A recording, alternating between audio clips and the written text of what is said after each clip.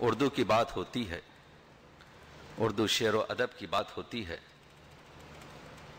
ایسی زبان جو گنگا جمنی تہذیب کا مظہر ہے۔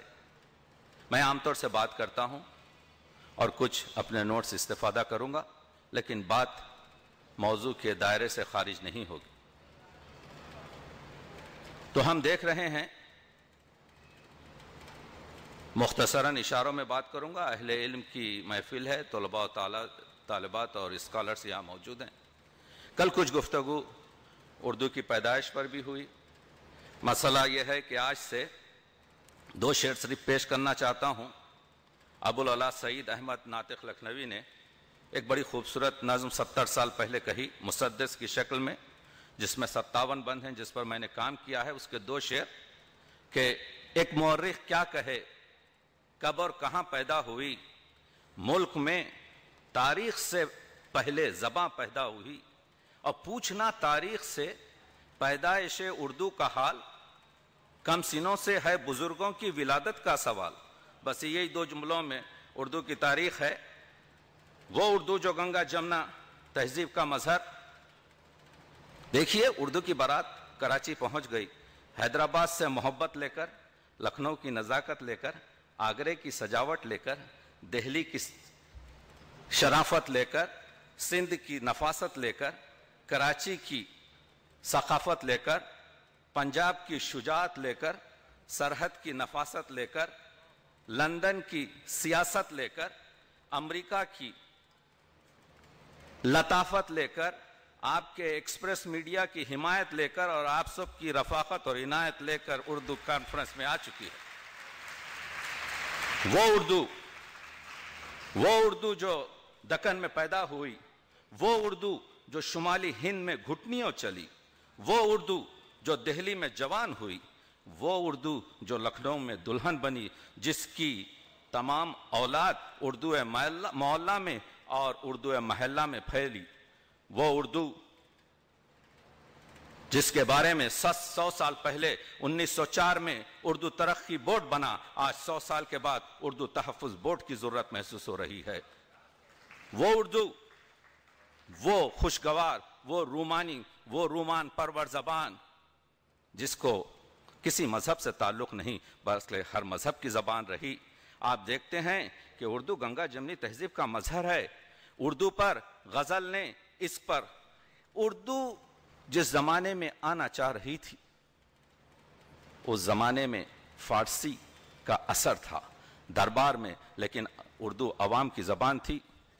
آپ اگر اردو کے چہرے کو دیکھیں تو غزل نے اس پر لالی لگائی، مرثیے نے اس کی آنکھوں میں سرما دیا، قصیدے نے اس پر فاخرہ لباس پہنایا، ربائی نے اس پر چارخد اڑائی، مثنوی نے اس کی چوٹی گوندھی، اور جب شہر آشوب نے اس کے بال پریشان کیے تو اور بھی حسین نظر آنے لگی۔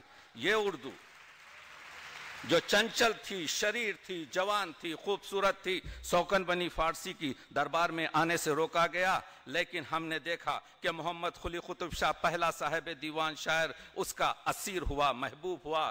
دکن کے محبوب علی پاشا اس کے عاشق ہوئے، شاہ عالم اس کی زلفوں میں گرفتار ہوئے، اور اختر پیا تو اس کی پوری طریقے سے اس طرح سے عاشق ہوئے۔ تو اردو جس کو گلگسٹ نے مسیحیت سکھائی، وہ اردو جس کو چکبس نے رامائن پڑھائی، وہ اردو جس کو میر انیس نے کلمہ پڑھوایا، وہ اردو جس کو بیدی نے گرو نانک سکھائی۔ تو اب آپ دیکھ رہے ہیں کہ یہ تمام طبیب جو جمع ہوئے ہیں، وہ اس وجہ سے جمع ہوئے ہیں کہ یہ عجوزہ شب 100 سال 1000 سال اس وقت اس کے چہرہ زرد ہے، تحفظ کی ضرورت ہے۔ کیا چیز ہے؟ ہم یہاں جمع اس وجہ سے ہوئے کہ مسائل کیا ہیں، صورتحال۔ میں عصری تقاضوں پہ کوشش کرنے سے پہلے صورتحال اردو کا بیان کرنا چاہتا ہوں، کیونکہ میں سمجھتا ہوں کہ صورتحال پوری طریقے سے بیان اس طرح سے نہیں ہوئی۔ میرا تعلق 35 سال سے اردو کی نئی بستیوں میں ہے، 18 سال میں نے طبابت کی ہے۔ یہ بھی آپ لوگوں کے لیے عرض کر دوں کہ میں صحت کا طبیب ہوں اور ادب کا مریض ہوں۔ اور مریض کو حق ہے کہ وہ چیخ سکتا ہے. تو اگر میرا لہجہ سخت ہو، تلخ ہو، تو آپ اپنی بزرگواری سے مجھے معاف کر دیجئے. اس وجہ سے مریض تو ہمیشہ کراتا ہے، مریض کو حق ہے کہ ڈاکٹر کے سامنے جو چاہے کہہ دے، جس طریقے سے چاہے کہہ دے. تو اس 35 سال میں ہم نے کیا دیکھا؟ تاریخ بیان نہیں کر رہا ہوں، صورتحال پر گفتگو کرنا ہے. وہ اردو جس میں 100 سال پہلے عثمانیہ، جامعہ عثمانیہ میں میڈیکل کے کورسز، انجینئرنگ کے کورسز، وکالت کے کورسز، آل پروفیشنلز ایجوکیشن کا سلیبس، وہ پورے آپ کے جو ہے سلیبس اور نصاب اردو میں پڑھائے جاتے تھے. آج اردو صرف کانوں کی زبان بن کے رہ گئی ہے، اردو آنکھوں کی زبان نہیں ہے. یونیسکو کے مطابق آج ہماری دنیا کی پاپولیشن کیا ہے، جمعیت کیا ہے، آبادی کیا ہے؟ تقریباً 7 بلین ہے. اور یونیسکو نے بتایا ہے کہ تقریباً 400 ملین افراد اردو سمجھ سکتے ہیں. اردو یونیسکو کے مطابق دنیا کی 7ویں بڑی زبان ہے، اور یونائٹڈ نیشن کے مطابق ہم 23ویں نمبر پر ہیں. اس کی وجہ یہ ہے کہ ہم نے اپنی مادری زبان پنجابی لکھوائی، سندھی لکھوائی، ملوائی لکھوائی، کرناٹک لکھوائی، ہم نے سندھی لکھوائی، اردو نہیں لکھوائی. اس کے برخلاف ہندی کی 40 بولیوں کے تمام افراد نے اپنی مادری زبان ہندی لکھوائی. اس وجہ سے ہندی آج یونائٹڈ نیشن کی 7ویں زبان ہے، اردو آج 21ویں زبان. یہ ہے اس کانفرنس کا مقصد کہ ہم آ کر یہاں پر پبلک ریلیشنز کی باتیں نہ کریں، ہم یہاں پر آ کر اسی عنوان کے تحت گفتگو کریں جو صورتحال ہے.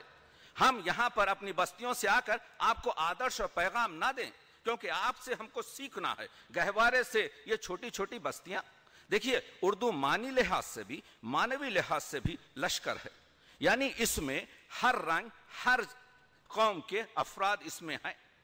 یہاں پر اگرچہ کہ ان کے رنگ جدا ہیں، اگرچہ کہ ان کی بولیاں جدا ہیں، اگرچہ کہ ان کی مذہب جدا ہیں، لیکن جس طرح لشکر کا صرف ایک ہی مقصد ہوتا ہے، وہ یہ کہ دشمن کو پسپا کیا جائے، اردو کا بھی ایک ہی مقصد ہے کہ اس کی تشہیر کی جائے، اس کو عام کیا جائے. اور اس وجہ سے تاکہ دشمن کو فتح کیا جائے. اور جب اردو نے فتح شروع کی تو اس کی چھاؤنیاں مختلف مقامات پر جمنے لگی، اور جس کو ہم نے اردو کی نئی بستیوں سے، یہ تقریباً 80-90 سال کا مسئلہ ہے. سب سے پہلی بستی انگلینڈ میں آئی، دوسری بستی آپ جانتے ہیں کہ امریکہ میں، اور تیسری بستی خاور میانہ میں جس کو مڈل ایسٹ کہتے ہیں، اور چوتھی بستی کینیڈا، اور 5ویں بستی آسٹریلیا. اس طرح سے بستی بستی ہے. تو مختلف بستیاں ہو رہی ہیں. تو وہاں کی صورتحال کیا ہے؟ رالس رفر نے 1960 میں انگلینڈ میں کہا تھا کہ اردو 50 سال میں ختم ہو جائے گی. 50 سال گزر گئے، 2010 گزر گیا، اردو لندن میں باقی ہے، اردو یورپ میں باقی ہے. میں اردو سے تشویش رکھتا ہوں، لیکن اردو سے مایوس نہیں ہوں. آج ایکسپریس میڈیا کی یہ 2011 کی کانفرنس یہ بتا رہی ہے کہ اردو میں وہی توانائی ہے. ذرا نم ہو تو یہ مٹی بڑی زرخیز ہے ساقی. نم ہونے کی ضرورت ہے، جس کے لیے مشیت کی ضرورت ہے، محنت کی ضرورت ہے، پسینے کی ضرورت ہے، اشک کی ضرورت ہے. یہ مسائل ہیں ہمارے. مسائل یہ ہیں کہ جب 1960 میں امریکہ میں صرف 1700 پاکستانی تھے، 1960 میں صرف 1700 documented Pakistanis were in United States. 1700. آج پاکستانیوں کی جو اردو زبان ہے تعداد تقریباً 8 لاکھ ہے.